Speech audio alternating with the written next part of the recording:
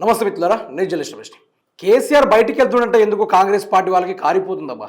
వీళ్ళు మైక్ పెట్టినప్పుడల్లా మేము నల్లమ్మల్ల పులులం అనుకుంటూ మాట్లాడుతూ ఉంటారు. మైక్ అట్లా పక్కన పెడతారో లేదో, వీళ్ళు ఊర్లలో తిరిగే పిల్లులు ఉంటారు కదా, ఆ పిల్లులకైనా అద్మానంగా భయపడేటోళ్ళు అనేది ఈ కొన్ని విషయాలు చూస్తూ ఉంటే అర్థమవుతూ ఉంది.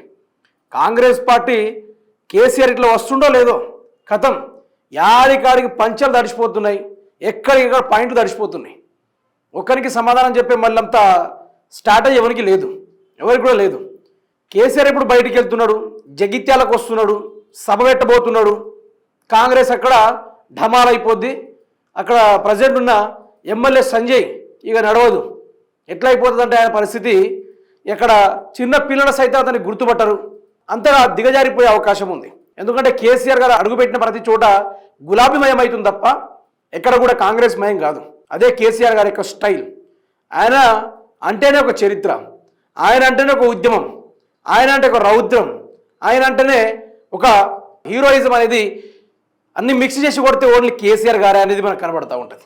అటువంటి మనిషి బయటికి వెళ్ళిపోతున్నా అంటే కథం వీళ్ళకు ఇక నిద్ర పట్టడం లేదు ఒక్కొక్కళ్ళకి. కేసీఆర్ 20 తారీఖు రోజున సభ పెడితే అదే 20 తారీఖు రోజున మేడిగడ్డ దగ్గర పోయి హల్చల్ చేద్దామంటే రేవంత్ రెడ్డి చిట్ చాట్ చేస్తాడు. లేకుంటే ఈ సభ అయిపోయిన తర్వాత ఎంబడే మనం సభ పెడదాం అనుకుంటూ రేవంత్ రెడ్డి మళ్ళీ చిట్ చాట్ చేస్తాడు. అంత భయం దేనికి? మనం చక్కగా పరిపాలన చేసి తెలంగాణలో చక్కగా ఉండి ప్రజల్ని చక్కగా చూసుకుంటే సరిపోద్ది కదా. మనం పదే పారిపోవాల్సిన అవసరం మనకైతే లేదు కదా. ఈరోజు యావత్ రాష్ట్రం మా రేవంత్ రెడ్డే కావాలి, నీ ముఖం తెలియదు, నువ్వేందో తెలియదు, నీ కథ ఏందో తెలియదు అన్నట్టుగా ప్రజలందరూ అనుకున్నారు. కానీ ఒక్క మార్పు అనే ఆలోచనతోటి అక్కడ వేరే పార్టీస్ ఏం లేవు, నిన్న అడిషనల్గా ఎంచుకున్నారు అంతే తప్ప పెద్దగా ఏం లేదు అక్కడ వ్యవహారం. అందులోనూ ఈ జగిత్యాల జిల్లాలో మీటింగ్ పెడితే ప్రజలు రాకుండా, ఆ సభకు ప్రజలు రాకుండా ఏదైతే మెయిన్ హైవేలు ఏవైతే ఉన్నాయో అవి తవ్వించేసి ఇక్కడ మేము బ్రిడ్జి కడుతున్నాం అనుకుంటూ గత 2 ఏళ్ళుగా బ్రిడ్జి కట్టని వీళ్ళు కేసీఆర్ సభ పెడుతున్నప్పుడే అక్కడ ఫ్లైఓవర్లు, బ్రిడ్జీలు, మోరీలు పెట్టడానికి వీళ్ళు కొంత కాంట్రాక్ట్ ఒప్పుకున్నారట. ఎంత నవ్వాటం ఉంది తెలుసా? చిన్న పిల్లలు చూస్తే నవ్వుతారు. కాంగ్రెస్ పార్టీ ఇంత భయపడేతనమ్మా అనేది ఇక్కడ క్లారిటీగా అర్థమైపోతుంది.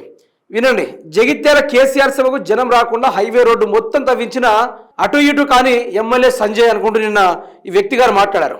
అధికారులు ఫోన్ చేసి నిలదీసిన మాజీ మంత్రి ఎమ్మెల్యే వేముల ప్రశాంత్ రెడ్డి బ్రిడ్జి వేస్తే బైపాస్ రోడ్డు వేయాలి కదా అంటూ నిలదీత. తమకేం తెలియదు అంటున్న అధికారులు, ఇక అధికారులు తెలియకుండా ఏం గడిబిక నీకున్నారా? అడిషనల్ రోడ్ వేయాలి కదా, పక్కకి తాత్కాలికమైన రోడ్ అయితే వేయాలి కదా. ఏ రోడ్ వేయకుండా ప్రజల నుంచి వెళ్లకుండా రాకపోకలు, ఇటు కేసీఆర్ సభకు రాకపోవడానికి కాదు, జగిత్యాల ప్రజలు కూడా సభకు వెళ్లకుండా చేస్తా ఉన్నాడు రేవంత్ రెడ్డి. కేసీఆర్ సభకే రాకుండా కాదు, జగిత్యాల ప్రజలు కూడా తిరగకుండా చేశారు. మా సభ ఫెయిల్ చేయడానికి, ఇక్కడ ప్రజలు కూడా ఇబ్బంది పెట్టడానికి జగిత్యాల ఎమ్మెల్యే సంజయ్ సిద్ధపడ్డారనుకుంటూ ఆయన కూడా నిన్న మాట్లాడడం కూడా జరిగింది. ఇక మనం ఆ వ్యూస్లో ఒకసారి చూసుకుందాం ఇట్లా. ఇక మీరే చూడండి ఆ రోడ్లను ఎట్లా రవేసిర్రో, ఆ కథ ఏందో చూడండి. అదే హైవే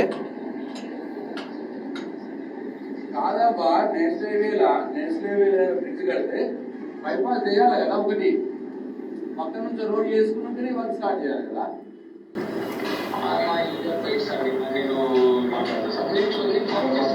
ఏం మాట్లాడతావబ్బా? ఇప్పుడు ఏమైతుంది తెలిసిన,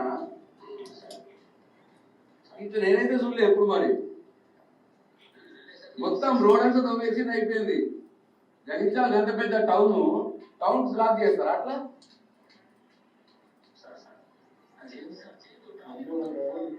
అది మారుమూల ప్రాంతం అయితే ఏదనుకోవచ్చు మనం, అంతేనే కదా. అదొక మారుమూల ప్రాంతము, లేకుంటే మనం ఏ విషయంలో చూసుకున్నా కూడా ఈ ఇంత ఇంత ఇంత ఘోరంగా తవ్వాల్సిన అవసరం లేదు ఒకటేసారి. ఇది నైట్ ఎకానమీ జరుగుతూ ఉందా జగిత్యాలలో? అక్కడ సంజయ్ ఎమ్మెల్యే ఆ తీరుగా చేస్తూ ఉన్నాడు పనులు, భయపడతా ఉన్నాడు. సంజయ్కి నిజంగా చెప్పాలి అంటే, మా తెలంగాణ యాసలో మాట్లాడుకోవాలంటే కారిపోతుంది, ఒక్కొక్కరికి పడిపోతుంది. భయం టన్నుల కొద్ది వస్తూ ఉంది. ఏం చేయాలని అర్థం కాక పిరికితనంతో వచ్చే ఆలోచనలే ఈ రోడ్లు తవ్వించడం, లేకుండా మిగతా కార్యక్రమాలు చేసడం, ఇట్లాంటివి చేస్తూ ఉన్నారు తప్ప వీళ్ళు ఎక్కడ కూడా ప్రజలకు న్యాయం చేసేది చేస్తలేరు. కేసీఆర్ అయితే సభ పెట్టుకుంటున్నారు. మరి అంత భయం ఎందుకు? మీరు ప్రజాస్వామ్యంలో నడిచే వాళ్ళే, ప్రజల కోసం కొట్లాడేటోళ్ళే, ప్రజల పక్షాన్ని నిలబడేటోళ్ళే. మరి అట్లాంటప్పుడు భయం దేనికోసం? భయం ఉండొద్దు కదా. బాజాప్తుగా రోషం ఉండాలా, చూసుకుందాం మీరు పెట్టిన తర్వాత మేము పెడదాం, మిమ్మల్ని అడ్డర్ బ్లాక్ చేసుడే మా బాధ్యత అనుకుంటా అట్లనే చేయొచ్చు కదా. ఎన్నో రకాలుగా ఉన్నాయి చేసుకోవడానికి. అవన్నీ చేయకుండా ఈ రోడ్లు వేసుడైంది. మన పైగా నేషనల్ హైవే, అది ఓ బైపాస్ రోడ్డు కూడా వేయలేదు. ఆ అధికారిని అడిగితే ఇది నాకు దీంతో సంబంధం లేదు సార్, నాకు ఏం తెలియదు ఎక్కువ అన్నట్టుగా ఆయన మాట్లాడుతూ ఉన్నారు. ఇందులో పెద్దగా ఏం లేదబ్బా. కేసీఆర్ సభ అటర్ ఫ్లాప్ కావాలి. ఆ జగిత్యాల గ్రౌండ్ చుట్టూరా మొత్తం ఓ 20 మీటర్ లోతు తవ్వేసినా కూడా తెలంగాణ రాష్ట్ర ప్రజలు కేసీఆర్ యొక్క మాటలు వినడానికి ఊడలు కట్టుకొనైనా సరే ఆ యొక్క ఊగిసలాడకుండా సభకి వెళ్తారు తప్ప ఎవరు ఆకుండా ఉండరు. అందులో బీఆర్ఎస్ పార్టీ సోషల్ మీడియా అందరి లెక్క కాదు, ఊచకోత గల్లీ కాదు, అవసరమైతే ఇంటింటికి ఒక ఎల్ఈడి స్క్రీన్ పెడుతుంది, పెట్టేసి మరి కేసీఆర్ యొక్క మాటలు వినిపించే కార్యక్రమం చేస్తుంది. ఇంకేం చేస్తావు? మహా అయితే ఇంకేం చేస్తావు? పర్మిషన్ ఇవ్వకుండా చేస్తావు. వాళ్ళు పర్మిషన్లు తెచ్చుకుంటారు. ఏం లేదు, ఆడ కేసీఆర్ అడుగు పెడితే ఆ గడ్డంతా గులాబీమయం అవుతుంది. సంజయ్కి ఆడ ఆయన పిఏ, ఆయన వాచ్మెన్ వాళ్ళ ఇంట్లో తప్ప ఆయనకి ఎవరికి ఎమ్మెల్యే గాడిగా తర్వాత అనేది ఆయన ఫిక్స్ అయిపోయాడు. అందుకనే రాత్రికి రాత్రే నైట్ ఎకానమీ చేద్దామని రాత్రికి రాత్రే రోడ్డు తవ్వించేసి రాత్రికి రాత్రే ఆ ప్రజలు రాకపోకలు బంద్ చేయించిన కార్యక్రమాలు అయితే ఉన్నాయి. అవి ఈ తీరుగా ఏ విధంగా చేస్తారు? దుమ్ము దులిపేస్తారు, ప్రజలు దుమ్ము దులిపించేస్తారు. ఈ కేసీఆర్ తలుచుకుంటే ఇప్పటికిప్పుడు ఆ నేషనల్ హైవేని మళ్ళీ కట్టించుకోగలడు, దాంట్లో పెద్ద ఏది లేదు. కానీ కాంగ్రెస్ పార్టీ వాళ్ళకి ఇంత భయం ఎందుకు? ముందటి నుంచి అవపడలేదా? అక్కడ ఆ బ్రిడ్జిలు కట్టాలో లేకుంటే కిందనే చేయాలనేది ముందు అనిపించలేదా?